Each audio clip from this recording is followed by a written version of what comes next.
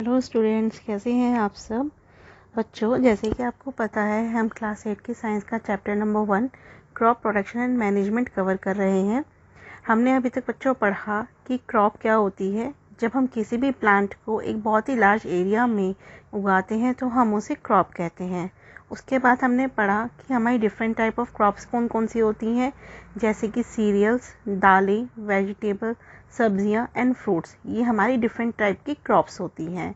फिर उसके बाद बच्चों हमने जाना कि इंडिया बहुत ही वास्ट कंट्री है और यहाँ पे अलग अलग जगह पे अलग अलग तरह की क्रॉप उगाई जाती है, डिपेंडिंग अपॉन वहाँ के टेम्परेचर पे, ह्यूमिडिटी पे और रेनफॉल पे। क्रॉपिंग पैटर्न के बेसिस पे हमने इसको 2 पार्ट में कैटेगराइज किया था। पहला था हमारा खरीफ क्रॉप और दूसरा था हमारा राबी क्रॉप। खरीफ क्रॉप कौन सी थी बच्चों? वो क्रॉप्स जो हमारी रेनी सीजन में उगाई जाती हैं उन्हें हम क्या बोलते हैं? खरीफ क्रॉप बोलते हैं। और जो क्रॉप्स हमारी विंटर सीजन में उगाई जाती हैं उन्हें हम क्या बोलते हैं? राबी क्रॉप बोलते हैं। खरीफ क्रॉप हमारी किस मंथ में उगाई जाती है? जून टू सितंबर। और राबी क्रॉप हमारी कौन से मंथ में उगाई जाती है? अक्टूबर टू मार्च। खरीफ क्रॉप के एग्जाम्पल क्या थे? पैडी, मेज, सोयाबीन, ग्राउंडनट, कॉटन। जबकि राबी क्रॉप के एग्जाम्पल्स क्या हैं? Wheat, gram, P, mustard and line seed. इसके बाद बच्चों हमने पढ़ा कि क्रॉप प्रोडक्शन के लिए, यानी कि किसी भी क्रॉप को उगाने के लिए हमें कुछ बेसिक स्टेप्स परफॉर्म करने पड़ते हैं, बेसिक प्रैक्टिसेस परफॉर्म करनी पड़ती है। ये प्रैक्टिसेस आप तब भी करते हैं जब आप घर में पेड़, छोटे छोटे प्लांट्स उगाते हैं, या आपके कोई घर में गार्डनर है तो वो करता है। वैसे ही फार्मर यानी कि हमारे किसान भाई को भी वो सब प्रैक्टिसेस करनी पड़ती हैं, वो सब स्टेप्स फॉलो करने पड़ते हैं। और वो स्टेप्स क्या हैं बच्चों? प्रिपरेशन ऑफ सॉइल, यानी कि सॉइल को तैयार करना। Next is sowing. सोइंग का मतलब कि सॉइल के अंदर बीज को उगाना या बीज को डालना। Next third step is manure और फर्टिलाइज़र को ऐड करना, मतलब कि उसके अंदर खाद्य पदार्थ डालना जिससे कि आपके जो प्लांट्स हैं वो अच्छे से उग सकें। Next step is irrigation. बच्चों, जब तक हम पानी नहीं डालेंगे हमारे पेड़ नहीं उगेंगे। इसी तरीके से इरिगेशन हमारा बहुत इंपॉर्टेंट स्टेप है। Next step is protecting from weeds, यानी कि प्लांट्स को छोटे छोटे अनवांटेड प्लांट्स से बचाना। वो हम क्यों करते हैं ये हम आगे पढ़ेंगे। अब बच्चों हमने सॉइल को प्रिपेयर कर लिया, हमने बीज भी डाल दिया, मैन्योर एंड फर्टिलाइज़र भी डाल दिया, उसका इरिगेशन भी कर दिया और उसे हमने अब प्लांट से भी बचा दिया। अब हमारा नेक्स्ट स्टेप क्या रहता है? हार्वेस्टिंग करना, मतलब कि जो हमने क्रॉप्स उगाए हैं उनको काटना। And then last step is storage, उन क्रॉप को स्टोर करना। ठीक है, उसके बाद हमने बच्चों स्टेप बाय स्टेप हम पढ़ेंगे एक एक टॉपिक को। लास्ट वीडियो में हमने पढ़ा था प्रिपरेशन ऑफ सॉइल, कि सॉइल की हम कैसे प्रिपरेशन करते हैं, जिसमें हमने ये पढ़ा था कि हमें सॉइल को उलट पुलट करना पड़ता है, यानी कि सॉइल को टर्न करना पड़ता है और लूज़ करना पड़ता है। और हमें ऐसा ही क्यों करना पड़ता है? ताकि जो रूट्स जा रही हैं सॉइल के अंदर वो ईज़िली पेनिट्रेट हो सकें और ईज़िली ब्रीथ कर सकें। उसके बाद और क्या हेल्प मिलती है सॉइल को लूज़ करने में? अगर हम सॉइल को लूज़ करके रखेंगे तो उसके अंदर हमारे कुछ माइक्रो ऑर्गेनिज्म होते हैं जो कि बढ़ते हैं, जैसे कि अर्थवॉर्म एंड माइक्रोब्स। इसकी वजह से क्या होता है कि जो प्लांट होती है, जो हमारी सॉइल होती है, वो फर्दर लूज़ करती हैं और उसके अंदर वो क्या करते हैं? खाद्य को, यानी कि ह्यूमस को ऐड करते हैं। और हमने क्या पढ़ा था बच्चों कि जो डिकम्पोज्ड प्लांट होते हैं, एनिमल होते हैं, उनके न्यूट्रिएंट्स भी क्या होते हैं? सॉइल के अंदर वापस चले जाते हैं और फिर वही न्यूट्रिएंट्स दोबारा प्लांट्स के द्वारा यूज़ किए जाते हैं।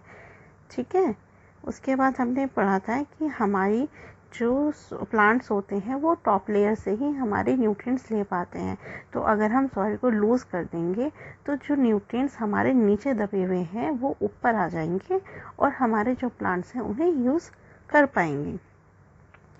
जो प्रोसेस था बच्चों हमारा लूजनिंग और टर्निंग का सॉइल को, उसको हम क्या कहते थे? टिलिंग या प्लगिंग कहते थे। ठीक है, अब आगे हम पढ़ेंगे बच्चों। नेक्स्ट हमारा टॉपिक है एग्रीकल्चर इम्प्लीमेंट्स। एग्रीकल्चर इम्प्लीमेंट का मतलब क्या होता है बच्चों?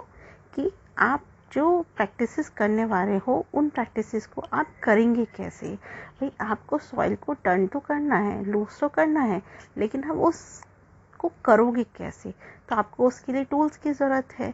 तो उसके वो कौन से टूल्स हैं जो हमें हेल्प करते हैं हमारी जो सॉइल है उसको लूज़ करने में, उसको अच्छा बनाने में, ठीक है? तो वो कौन कौन से टूल्स हैं बच्चों? वो टूल्स हैं बच्चों प्लॉ, हो एंड कल्टीवेटर। इन टूल्स का बच्चों यूज़ किया जाता था हमारा प्लगिंग का प्रोसेस परफॉर्म करने में, ठीक है? अब जैसे कि आप नीचे फोटो में देख सकते हैं, दिस इज़ कॉल्ड प्लॉ। ये प्लॉ होता था। इस प्लॉ में क्या होता था बच्चों कि एक वुडन शाफ्ट होती थी लंबी सी, जिसके एक एंड पे तो आपका ये प्लग शेयर होता था और एक एंड पे बीम होता था। इस बीम को हम पेयर ऑफ बुल पे रखते थे और फिर वो इस प्लग शाफ्ट को खींचते थे, ठीक है? आइए पढ़ते हैं इसके बारे में। This is being used since ancient time for tilling the soil, adding fertilizer to the crops, removing the weeds, scraping of soil, etc. मतलब कि हमारे जो पुराने समय में जो चीज़ यूज़ होती थी, जो टूल यूज़ होता था प्लगिंग करने के लिए, वो कौन सा था? वो प्लग होता था। This implement is made of wood and is drawn by a pair of bull or other animals. ये हमारा किसका बना हुआ होता था? लकड़ी का बना हुआ होता था और इसमें पेयर ऑफ बुल या कोई भी पेयर ऑफ एनिमल इसको खींचा करते थे। इसके अंदर बच्चों क्या होता था? स्ट्रॉन्ग ट्रायंगुलर आयरन स्ट्रिप होती थी जिसको हम बोलते थे प्लग शेयर, और इसका जो मेन पार्ट होता था लॉन्ग वुड, उसको हम क्या बोलते थे? Plough shaft. There is a handle at one end of the shaft. एक इसके एंड पे, एक एंड पे क्या होता था? हैंडल होता था और अदर एंड किससे अटैच होता था? आपका बीम से, जो कि किसके ऊपर रखा जाता था? बुल की नेक पे। फिर one pair of bulls and man can easily operate the plug. फिर एक पेयर जो है बुल का और मैन का, वो इजीली ऑपरेट कर सकते थे इस प्लग को।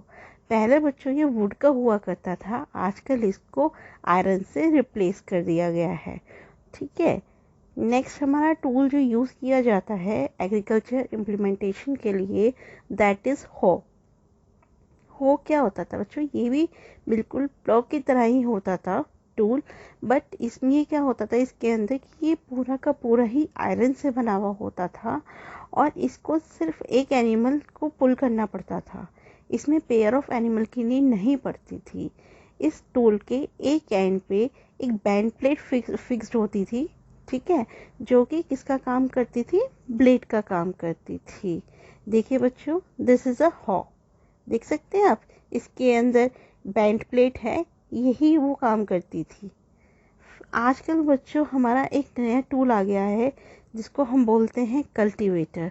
कल्टीवेटर बेसिकली क्या है? कल्टीवेटर में क्या होता है, जिस तरीके से पहले प्लॉ काम करता था और एनिमल उसे पुल करते थे, उसी तरीके से आजकल एनिमल्स की जगह पे ट्रैक्टर हमारे उसको पुल करते हैं प्लगिंग के लिए। इससे क्या बेनिफिट मिलता है? इससे हमारा लेबर और टाइम दोनों ही सेव होता है, ठीक है बच्चों? आगे की वीडियो हम नेक्स्ट वीडियो में पढ़ेंगे। आगे हम पढ़ेंगे टॉपिक सोइंग। Thank you.